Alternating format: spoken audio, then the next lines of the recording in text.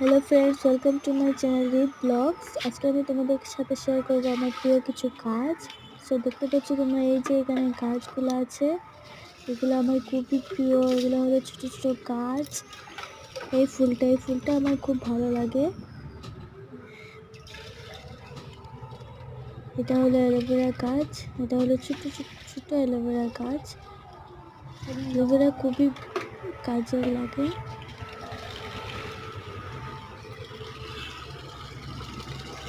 তারপরে দেখতে পাচ্ছ এই যে একটা ছোট্ট ফুল। এই ফুলটা কিন্তু খুব ভালো লাগে আমার। আমাকে এই ফুলটা যখন ফুটে তখন ভালো লাগে জাস্ট।